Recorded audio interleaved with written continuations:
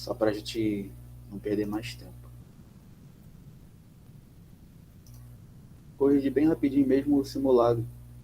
Faltaram, na verdade, foram 3 questões, né? A gente parou na 37.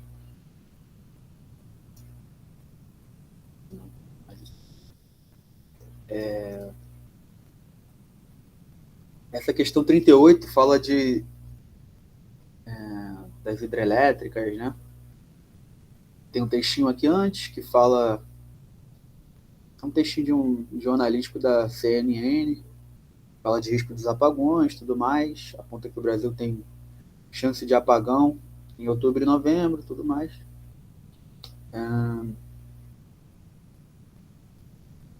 E diz que os sistemas de armazenamento estão abaixo da média e tudo mais. E aí tem a pergunta mesmo, né? Vamos direto para ela. A hidroeletricidade é uma das principais matrizes energéticas brasileiras. Além de sua fragilidade perante aos períodos secos, a geração de energia hidroelétrica desencadeia uma série de outros aspectos negativos, pouco conhecidos pela sociedade civil. Em qual das alternativas abaixo não aparecem tais aspectos? E a opção A é desvio de grandes cursos d'água, prejudicando a economia de muitas populações ribeirinhas. A letra B é perda histórico-cultural das cidades alagadas pelos reservatórios d'água. Letra C, perda da fauna e flora locais. Letra D, a diminuição da capacidade produtiva de outras fontes de energia. Letra E, envio de metano para a atmosfera, contribuindo para o aumento da intensidade do efeito estufa. Vocês lembram dessa? Vocês lembram qual alternativa vocês colocaram? Eu tô pensando nela como se eu fosse responder agora, mas eu tô meio em dúvida entre a D e a I. D de bola ou D de dado? D de dado e E de escola. Essas são as que estão me deixando em dúvida. Pode crer. Ele está perguntando quais aspectos não Marquei aparecem. letra D de dado. D de dado? Eu acho que eu marcaria a letra D também. Vamos conferir o gabarito. Vamos pelas eliminações, né? Aspectos negativos. Quais desses aspectos aí não são, né? Tipo, não aparecem, né?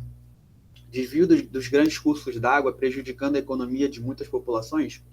Isso é um dos aspectos bastante negativos e significativos que aparece. Perda histórico-cultural das cidades alagadas pelos reservatórios d'água? Sim, também acontece.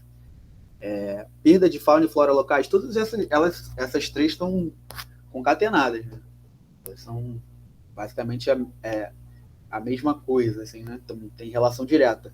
Quando você coloca uma hidrelétrica, você tem aquele processo lá de alagamento e tudo mais, e que vai dar uma prejudicada em tudo isso que está ali. Vai ter o desvio do curso, vai ter uma perda histórico-cultural, vai ter a perda da fauna e flora local e tudo mais.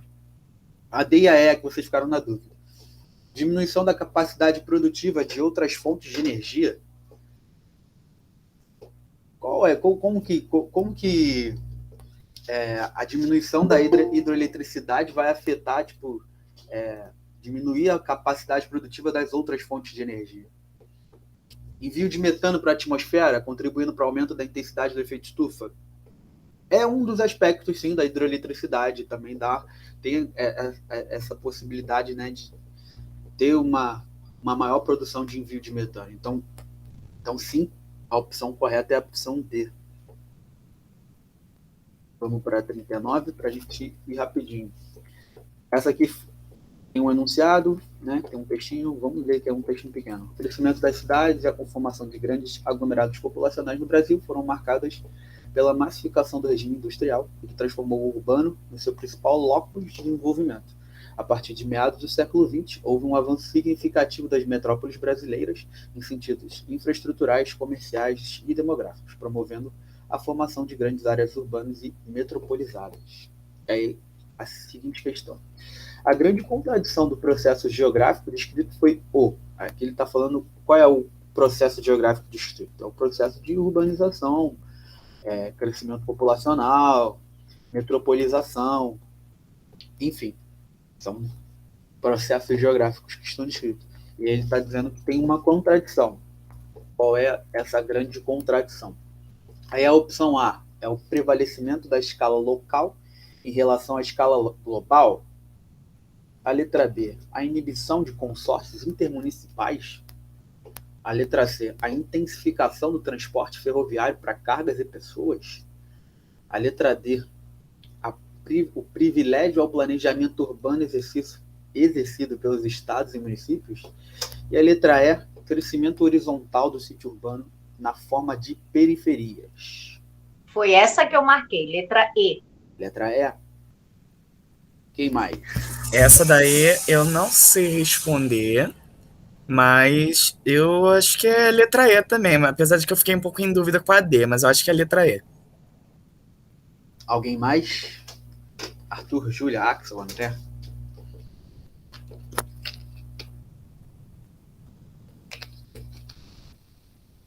Vamos por eliminação, como a gente sempre faz. Eu acho que é um bom método, quando você está na dúvida. Prevalecimento da escala local em relação à escala global. Quando você tem um processo de globalização, né, um processo de... Deixa eu ver, alguém escreveu alguma coisa? Axel não lembra. Acontece, a gente tem um tempo já, demorou a corrigir, tem esse ato de uma semana, né? A gente sempre... Às vezes a gente acaba esquecendo. Mas não tem problema. Vou responder junto. Prevalecimento da escala local em relação à escala global. No processo de formação das metrópoles, né, a gente acaba muito conectado à escala global. Apesar de ter a escala local ali, né, do urbano, da cidade, não se perder esse mundo globalizado que a gente vive, a gente tem um prevalecimento maior da escala global que acaba interferindo muito na escala local, né? O mundo está conectado, principalmente economicamente, né? Às vezes a gente tem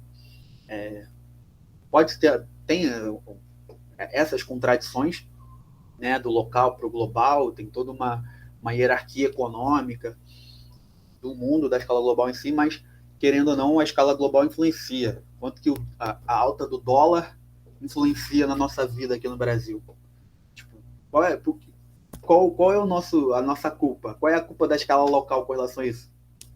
Talvez nenhuma. Mas o dólar influencia na nossa vida.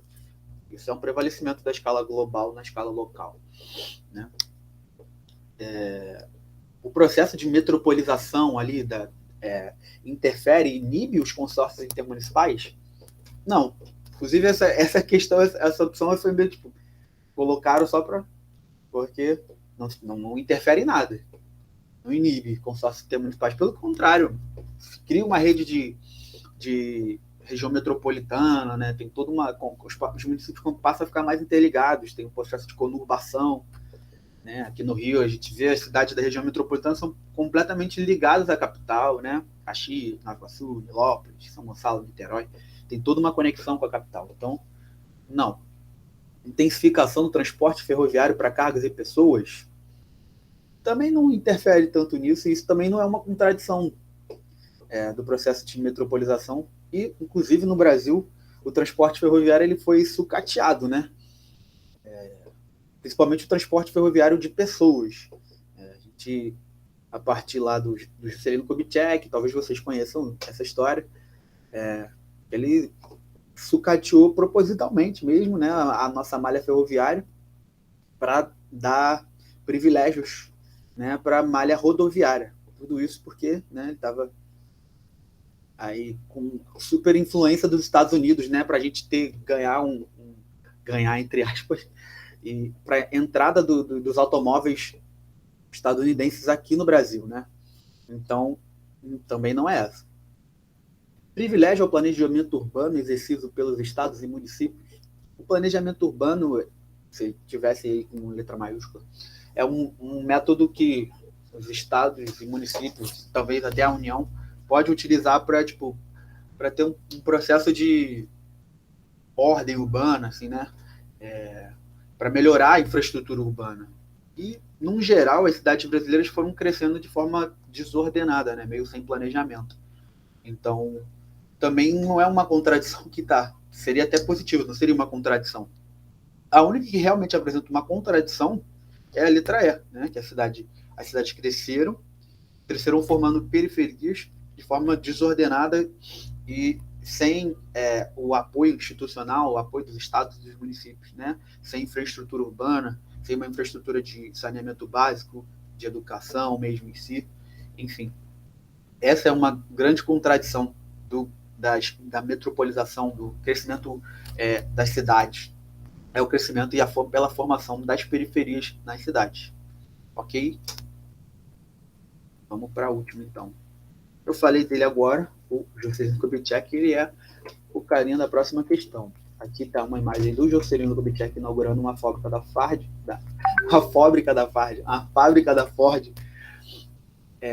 lá no ABC Paulista, em São Bernardo do Campo. Beleza? E aí no texto tem a contradição, uma ironia, dizendo que depois de 52 anos, a Ford fechou essa fábrica, lá em Taboão. A Ford encerra nesta quarta, blá blá blá. A unidade que já concentrou toda a produção de automóveis da empresa no Brasil, atualmente era responsável pela fabricação da linha de caminhões, deve entregar seu último veículo após 52 anos de atividade na região da ABC Paulista. A fábrica de São Bernardo do Campo foi adquirida pela Ford há 52 anos. Nela foram produzidas vários ícones da indústria automobilística, como Corcel, Sport, Ka, Fiesta, etc. O enunciado ilustra dois momentos distintos do cenário industrial brasileiro, o início da industrialização no Brasil e a atual conjuntura produtiva, respectivamente. Quais são os motivos que explicam a interrupção das atividades de indústrias multinacionais em território nacional? A letra A existência de sindicatos tradicionais na região do Sudeste e a execução das leis de proteção ambiental que inviabilizam a implantação de novas indústrias nesta região. A letra B, as indústrias estrangeiras evitam os riscos da economia brasileira e migram para outros mercados mais atrativos. A instabilidade política e jurídica soma-se ao custo do Brasil e a falta de reformas estruturantes. Letra C, a concessão de incentivos fiscais através da isenção de impostos, juros subsidiados ou extensão dos prazos de pagamento dos empréstimos oferecida pelos estados, aliado aos baixos salários pagos à mão de obra local. Letra D, a fixação das multinacionais na década de 40 do século passado teve um aspecto territorial desconcentrador, dinamizando a indústria brasileira e diminuiu significativamente as disparidades regionais.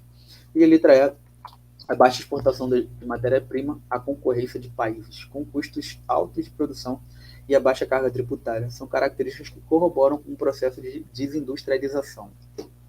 Qual que vocês acham correta? Eu marquei letra B, de bola. Alguém Essa mais? daí embolou completamente a minha mente. Eu tô extremamente perdido. Pode crer. Eu tenho minhas talvez uma crítica a essa questão, mas depois eu posso fazer. Eu colocaria, acho que é aí. E baixa exportação de matérias-primas, blá blá blá. Vamos lendo ela. Ele está aqui, tá perguntando por quê, né? Por que as indústrias multinacionais estão saindo do Brasil? Basicamente isso é a pergunta. Que motivos, né? Que motivos estão levando as indústrias a sair do Brasil? A letra A diz que é pela existência de sindicatos, execução de leis de proteção ambiental, que inviabilizam a implantação de novas indústrias. Nesta região do ABC Paulista, o ABC, isso poderia... A existência dos sindicatos, essas multinacionais, eles adorariam mesmo se não tivesse sindicato, que eles poderiam fazer o que bem entendesse com os trabalhadores, botar para trabalhar 16 horas por dia e só falta o chicote nas costas. Seria ótimo para eles. Mas não é por isso.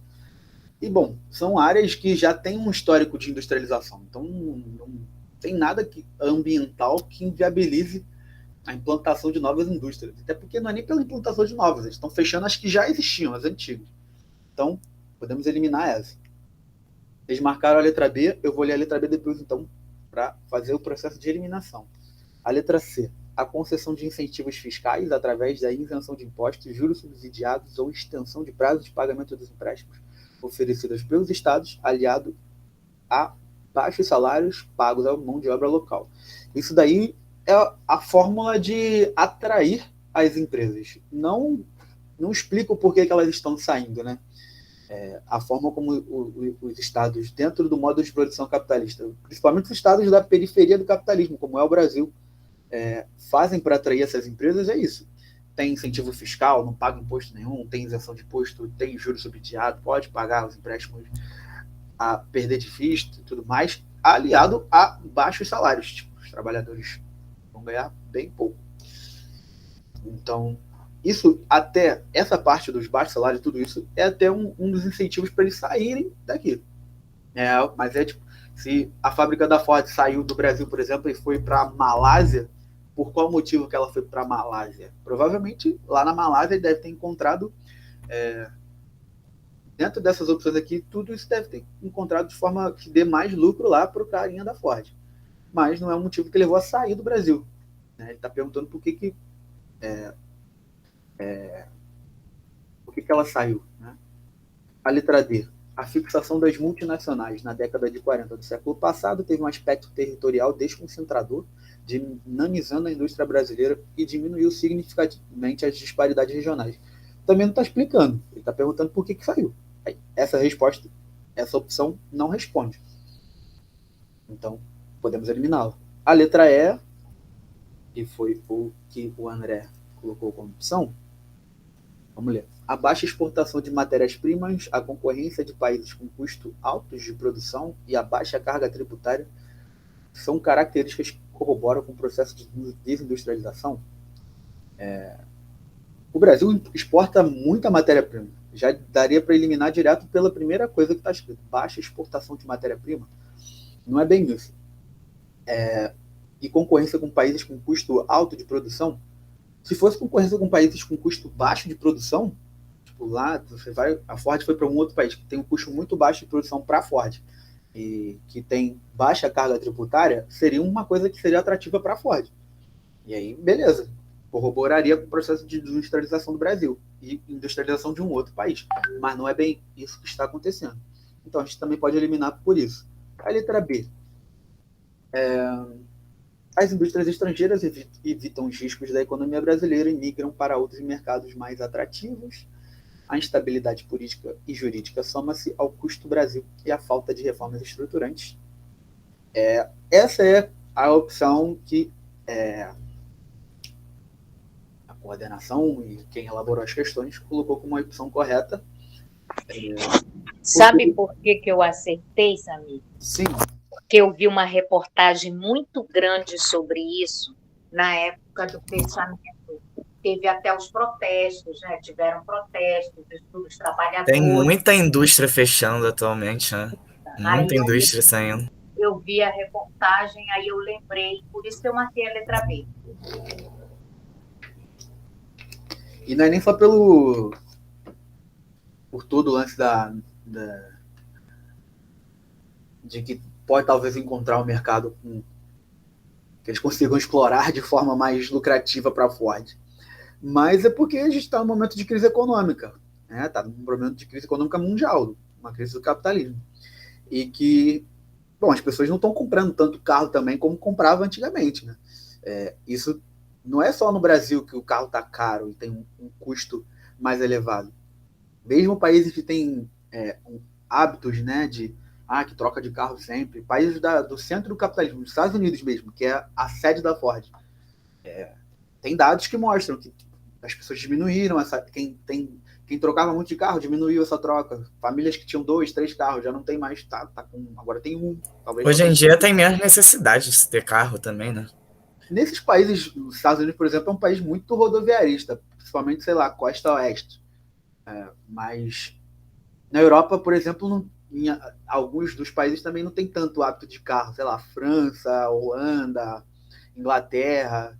Dentro das grandes metrópoles, sempre se dá mais preferência para os transportes públicos. Então é isso, se dá muito, muito mais preferência ao transporte público, né? A minha crítica, na verdade, essa questão é essa parte da falta de reformas estruturantes, porque a gente está basicamente passando todas as reformas que a grande economia quer, e mesmo assim eles estão saindo do país também. Então, de certa forma, isso não está segurando as indústrias aqui. Não é por isso que elas vão sair ou ficar, né? Porque também é uma resposta muito sintética a um problema muito complexo, né? Exatamente. Envolve muitos âmbitos que não só envolve política, envolve a indústria, o capitalismo em si, muita coisa. Total, total. Enfim, é bem complexo. Mas Essa era a última, né?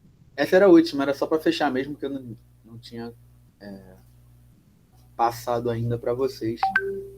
E aí a gente pode dar início à aula de hoje. Eu cheguei a começar essa aula de dinâmica da população, mas não cheguei a terminar, né? Eu cheguei até a falar para vocês que esse tema é o tema que cai em de 100 concursos, 100 vestibulares vai ter questões de dinâmica populacional, independentemente da forma que vai cair. Vai cair alguma coisa lá de dinâmica populacional, pode ter certeza. E de que forma? A gente vai trabalhar algumas delas aqui hoje, né? E a gente tem alguns objetivos dentro dessa aula, que é trabalhar alguns temas que são os temas mais candentes, os temas mais quentes, aqueles que com certeza caem.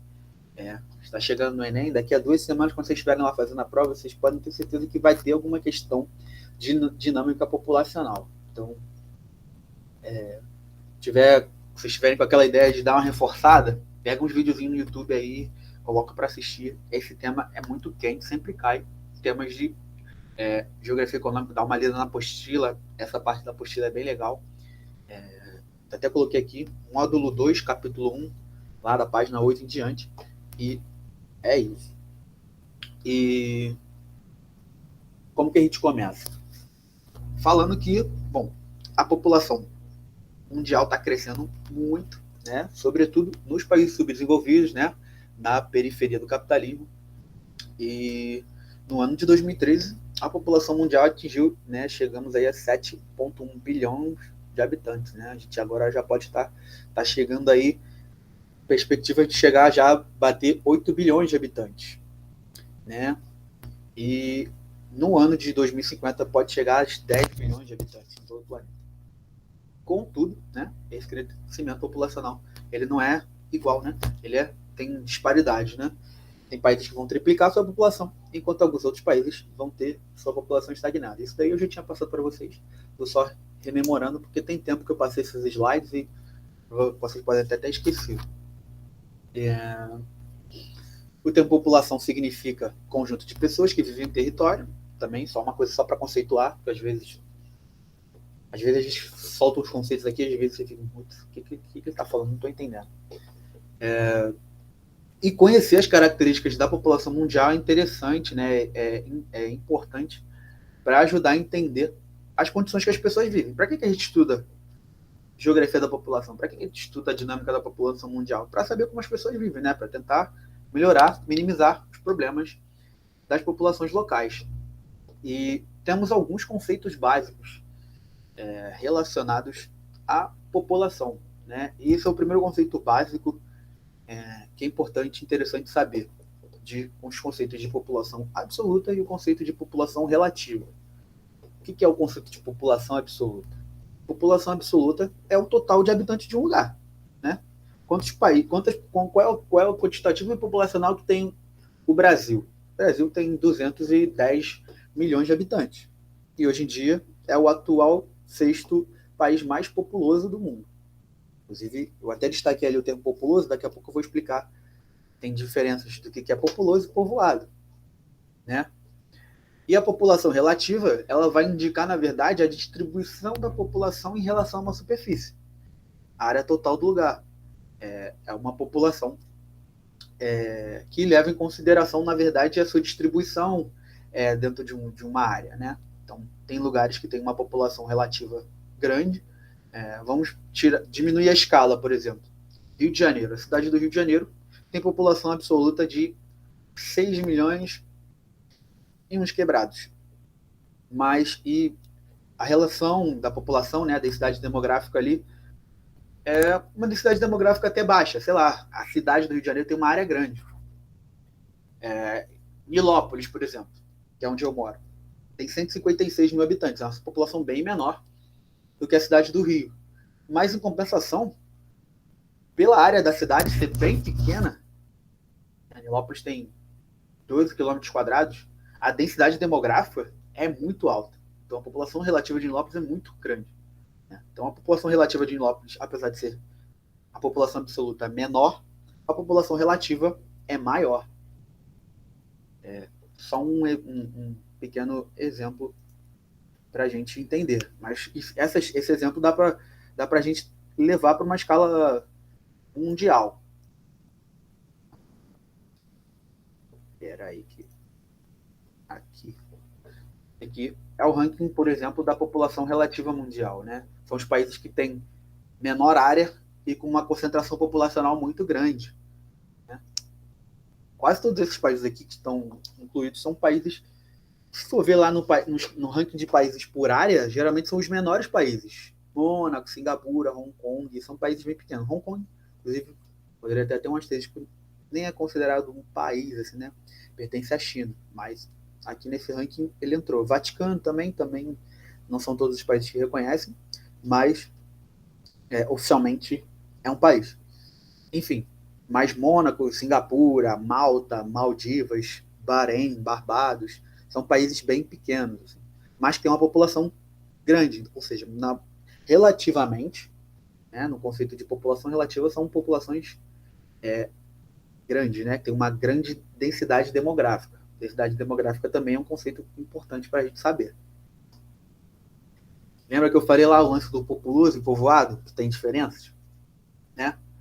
Essa diferença entre os locais que possuem uma população absoluta grande e os locais que possuem uma população relativa grande gera um termo diferente para cada. Né? Os locais que têm uma população absoluta maior, né? O Brasil, por exemplo, tem 6 milhões de habitantes, é um país chamado populoso. O Brasil é um país bastante populoso, mas não é um país povoado, pelo menos no conceito geográfico, povoado com um P maiúsculo, desse jeito.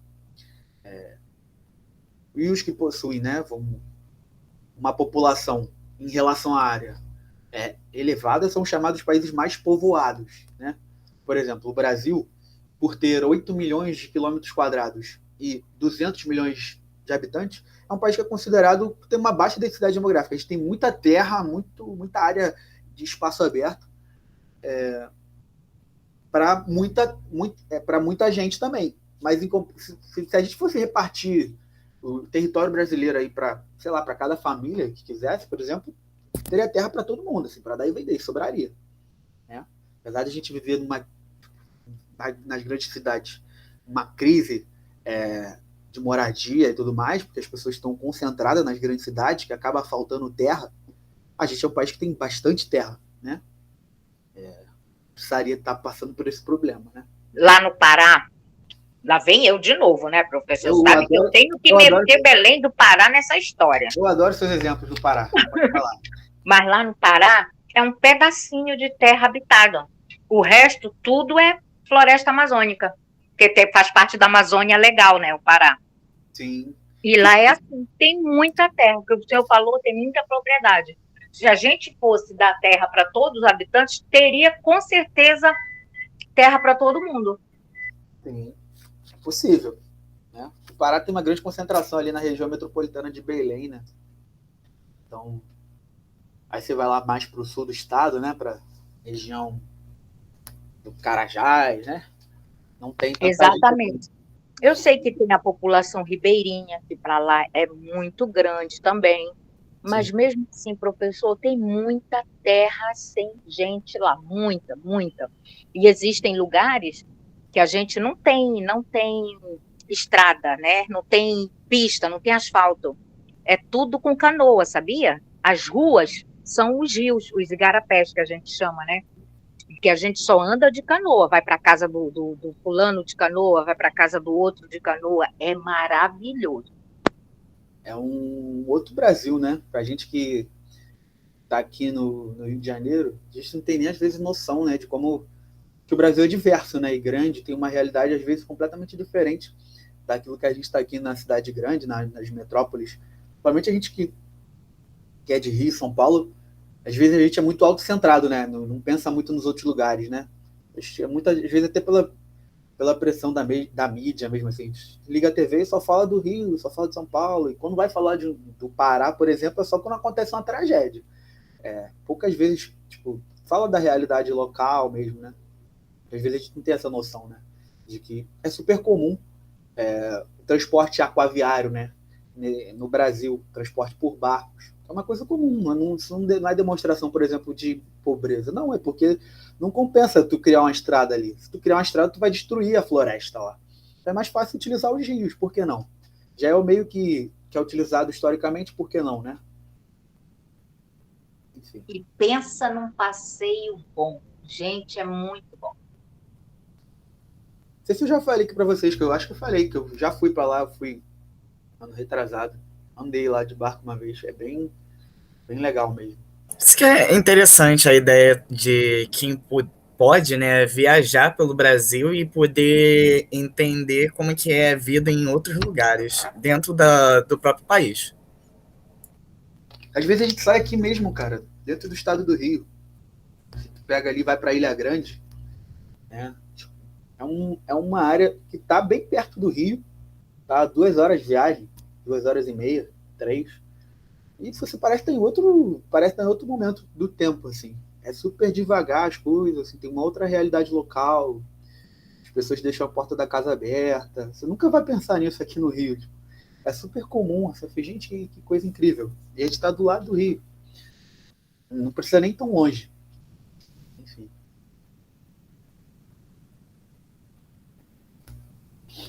E aí eu coloquei até uma pergunta aqui, mas eu mesmo já respondi a pergunta. O Brasil pode ser considerado um país populoso ou um país povoado? Podem me responder, mesmo eu já tendo dado a resposta. Você disse populoso, né? Ele não é povoado porque povoado é um país que tem a relação de terra e população, a escala de população é muito grande e tem pouca terra, né? Lembrem, tentem colocar sempre, sei lá, esses termos podem ser utilizados para cidades, por exemplo. Eu dei o exemplo aqui, pensem no Rio de Janeiro. Cidades como São João de Meriti, Belfor Roxo, Nilópolis, tem pouca terra e muita gente. Esses lugares são povoados. Rio de Janeiro tem muita terra, também tem muita gente, mas a relação de terra e gente ainda está meio equilibrada. Então é uma cidade populosa. Enfim, só para vocês fixarem os termos na cabeça. Vamos lá, passar um pouquinho um processo histórico também, né? As fases do crescimento demográfico mundial. Até o século XVII, né, a população mundial, a relação de crescimento, ela era bem lenta, né? Pelas condições sanitárias, pelas epidemias, pelas guerras, a ciência não tinha avançado ainda, não tinha alguns procedimentos médicos, então a taxa de mortalidade era muito alta, mortalidade infantil, morria muita criança, era bem difícil você chegar à vida adulta, era uma batalha para chegar à vida adulta nessa fase, e a expectativa de vida era bem baixa também, 40 anos já era considerado bem velho, a não ser que você fosse nobre, né, que não precisasse fazer absolutamente nada da vida, além de comer e dormir, e aí você conseguiria viver um pouco mais, mas, num geral, para a população comum, né, período feudal aí, e no início do período capitalista também, século XVI, da transição para 17, ainda tinha uma condição sanitária e tudo isso bem difícil, né? Mas aí, a partir, né, dos avanços científicos, das melhorias das condições sanitárias, né, diminuiu a taxa de mortalidade. Então, as pessoas passaram a viver mais mesmo, né? Passou a ter uma taxa de natalidade maior também, já que as pessoas passaram a viver mais, tem também passou a ter mais filhos, né? Foi mais tranquilo passar a ter filhos, né? Sem ter tanto trabalho. Então, a partir da virada do século XVII para o século XVIII, a gente passou a ter um crescimento muito rápido da população mundial, né? Então, são alguns dessas fases do crescimento demográfico. E crescimento demográfico, né, é um termo que está ligado aí, corresponde ao aumento da população, eu coloquei de um país, mas pode ser do recorte que você quiser colocar. Pode ser de um país, pode ser de um continente, pode ser de um estado, de uma cidade. e leva em consideração dois índices: crescimento natural ou vegetativo, né? E o que é o crescimento natural ou vegetativo? É a diferença entre os que nascem e os que morrem. É a diferença entre a taxa de natalidade e a taxa de mortalidade. Como é que se calcula isso? Literalmente, por exemplo, quando no ano que vem tiver o censo demográfico do IBGE, como que eles vão medir a taxa de crescimento natural do Brasil? Eles vão pegar o número de pessoas que morrem, vai lá conferir lá nos cartórios, né, pelo número de certidão de óbito, né, que é extraído, e vai também no mesmo cartório extrair as certidões de nascimento, e faz esse cálculo. Né, assim que é feito a taxa de crescimento natural. Né, faz essa diferença entre óbitos e nascimentos.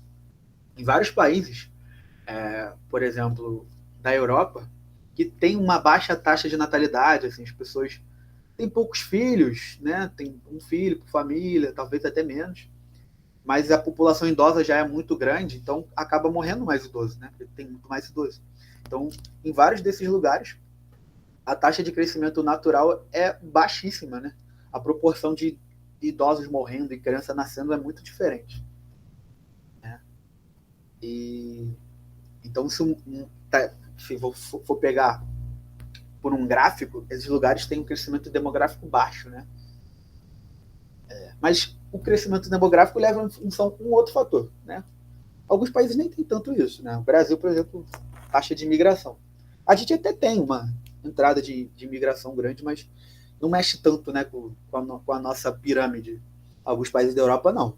Portugal tem uma entrada enorme, por exemplo, de brasileiros, de outros países lusófonos, vários países da Europa, na verdade, França, Grécia, Europa, Estados Unidos também. Isso acaba equilibrando, né, a pirâmide etária deles. Compensa um pouco o fato deles terem uma baixa taxa de natalidade, mas compensa com o número de imigrantes que entram. E geralmente, às vezes, entram mesmo para cumprir trabalhos que os próprios locais, às vezes, não vão querer. Né? A taxa de imigração, ela é, inclusive, calculada pela entrada dos imigrantes e pela saída, né? Pela emigração. Tava até rolando na Inglaterra um problema relacionado a isso, né? Que não tinha gente para transportar os itens, não tinha caminhoneiros na Inglaterra, então as cidades estavam tendo escassez de mercadoria. Não porque não tinha gente para fazer isso, mas é porque a população de lá não tinha interesse nesses trabalhos. Exatamente. A Inglaterra saiu, né, da União Europeia, né? Teve o Brexit no ano passado, retrasado. Né? E, bom, a União Europeia facilitava o translado, né, da população. Então, várias pessoas saíram de Portugal para ir trabalhar na Inglaterra e acabavam trabalhando nesse tipo de emprego. Com o fim da União Europeia, isso ficou prejudicado pra caramba, né? As pessoas tiveram que voltar aos seus países de origem ou para outros países que... Se o cara era migrante, por exemplo. Eu tenho um conhecido da família que foi trabalhar lá na Inglaterra. Trabalhava assim, no hotel, trabalhava camareiro, sei lá, um emprego assim. E antes ele morava na Espanha. E agora ele teve que voltar para a Espanha. Porque dificultou um pouco o lance dos vistos, né? Passaporte.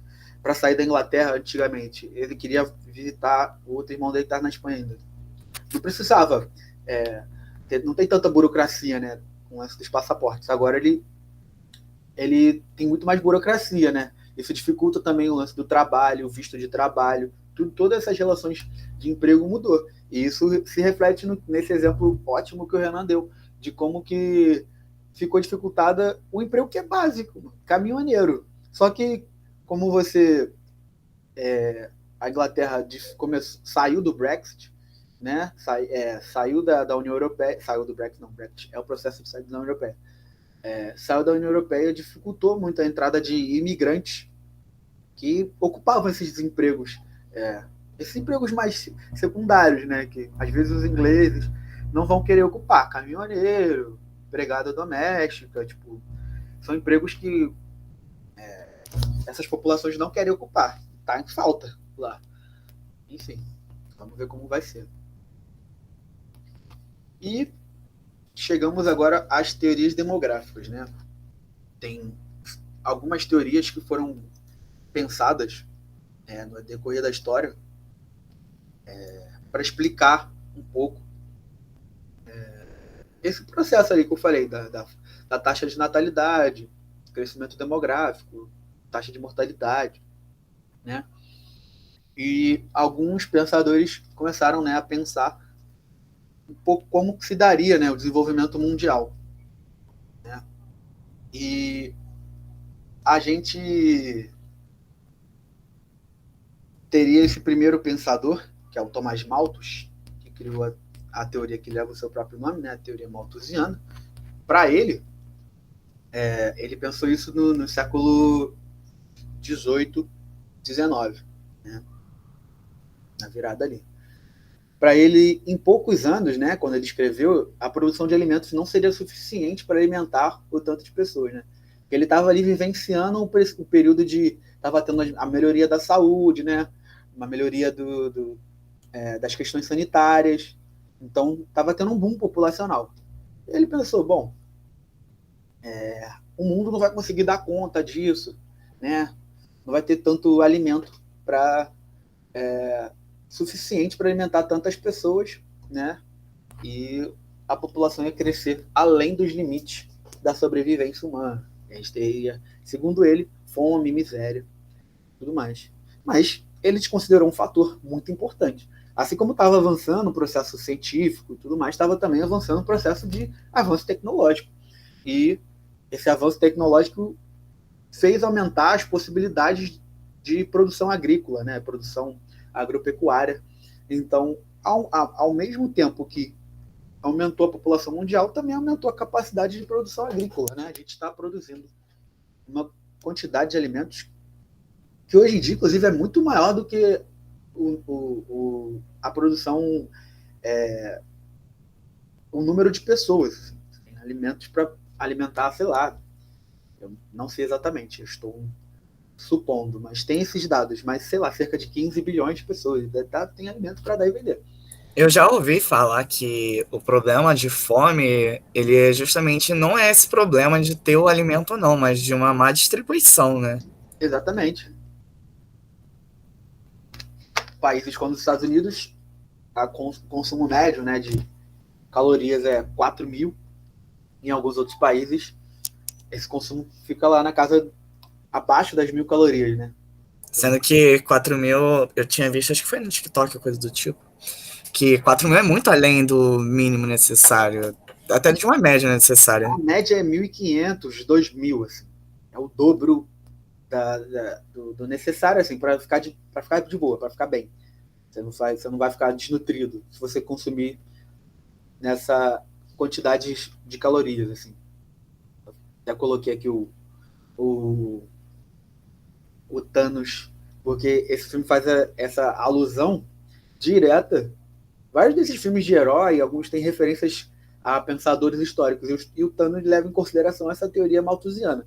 Então, quando cair lá no vestibular, cair no Enem, se porventura cair isso, vocês ficarem... Eu não lembro exatamente o que é a teoria malthusiana, lembra do Thanos, que é isso. É uma ideia de que não vamos ter comida o suficiente para... O Thanos não fala exatamente de comida, né? Mas...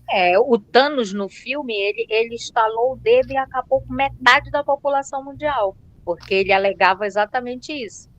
Sim. Que não faz muito sentido, né? Porque cresce de novo, ele vai lá e vai ter que estalar o dedo de novo e mata de novo, a metade toda. Exatamente. A capacidade de reprodução é rápida, assim, tudo bem que metade da população, a não ser se a gente consegue se recompor numa geração, mas em uma geração e meia já volta rápido. Exatamente isso. Resolveu nada. Na dica. E depois, o Malthus escreveu isso lá no início do século XVIII e XIX. Aí outros pensadores deram uma requentada na teoria do Malthus, né, e fizeram uma outra teoria, que é a neomalthusiana. Os teóricos dessa teoria, né, eles vivenciaram um boom populacional dos anos 50. Né, a gente teve a Primeira e a Segunda Guerra Mundial logo em sequência. Assim, teve a Primeira Guerra Mundial que começou em 14, terminou em 18, e a Segunda Guerra Mundial começou em 39 e acabou em 44. E, bom, uma guerra duas guerras que destruíram matou muita gente, né?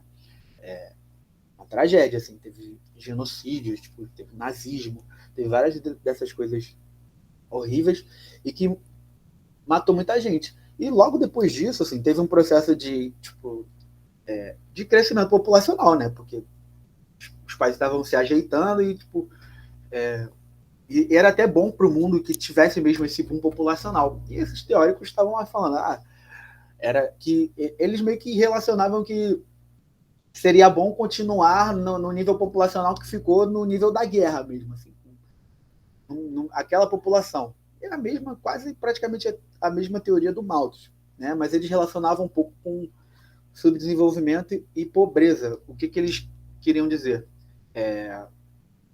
Que a pobreza e o subdesenvolvimento fariam, né, que, tipo, com que os investimentos nos setores agrícolas e industriais diminuíssem, né?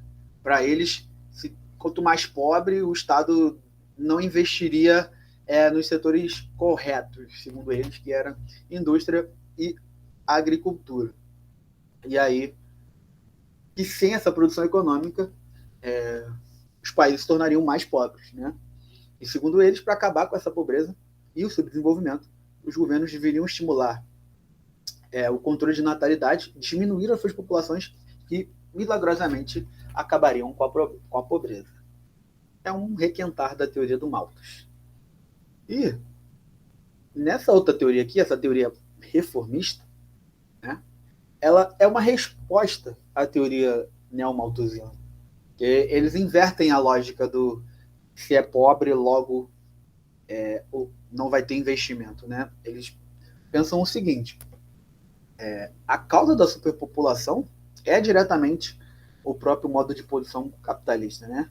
Que a sobrevivência do capitalismo, o capitalismo ele exige que se tenha mesmo um crescimento excessivo de população, que tenha uma concentração grande de pessoas em determinadas áreas, a formação de metrópoles, e que isso na verdade, é a causa, né, do acelerado crescimento populacional e que pode gerar, tipo, a fome nas grandes metrópoles, e não o contrário, que, tipo, a neomalthusiana diz que a pobreza cria que vai gerar a fome, mas eles só fazem o contrário, assim. Os pobres existem por quê? Eles meio que falam, os teóricos dessa teoria, eles pensam, os pobres existem por quê? Por que os pobres existem? Por causa do modo de sistema de produção capitalista. E é isso, na verdade, é o próprio modo de produção capitalista que produz a fome, e não os próprios pobres. Né? Os próprios pobres não são os culpados pela sua própria pobreza ou pela fome em si. Né? E a solução que eles apontam é a necessidade de reformas socioeconômicas, né, que poderiam permitir a melhoria do padrão de vida da população mais pobre. Né? E como eu falei, é uma teoria que foi elaborada como resposta às teorias neomalthusianas, e ela inverte, né, a lógica, como eu tinha dito. E para finalizar, eu tinha dito, estava falando de estrutura populacional e tudo mais, falei da diferença de como é a população, por exemplo, nos países europeus, tem muito mais idoso do que gente jovem. Está acabando já nossa aula, o horário. Eu vou tentar ser rapidinho, ser breve. Mas estrutura etária essa projeção em gráficos aqui, né? É um gráfico que dá uma pirâmide, né? Em gráfico de quanto de população tem em cada faixa etária mesmo, né? A proporção de jovens, crianças, adolescentes, adultos, né? População economicamente ativa, e a população de idosos. Essa aqui é a pirâmide etária do Rio de Janeiro mesmo, da cidade do Rio de Janeiro. Tem uma grande população aqui que vai de 5 a 9 anos até 45, né? Uma faixa etária de um jovem, de país jovem, assim, né? E aqui eu trouxe uma comparação também de dois países. Do lado de cá à esquerda está o Japão, que tem uma população muito mais envelhecida. Vocês podem ver aqui que nesse trecho aqui da população da pirâmide tem de 65 anos até os 75 anos, tem muita gente, né? E aqui embaixo, nessa proporção aqui, de 45, 40, de 40 a 50 anos, também tem uma grande quantitativo populacional que dá para fazer associação direta, que são os filhos dessa geração aqui de cima, né? Que teve um boom populacional. Já a Índia tem uma população muito jovem também, uma população economicamente ativa jovem e compensação tem pouco, né? Tem pouco idoso. É uma pirâmide etária bem piramidal mesmo. Enfim. Tem lugares que essa pirâmide ela tá praticamente num processo de se inverter, né? Tá. Assim, se pegar Noruega, esses países assim nórdicos, Suíça também, nossa, é bem preocupante até para esses países, né? Se você não tem população jovem, Acaba o país. Não acaba tem o mais país. gente para viver lá. Exatamente. Enfim, é isso, pessoal. Eu vou terminar aqui, encerrar o compartilhamento e finalizar a gravação, que já deu a nossa hora. Espero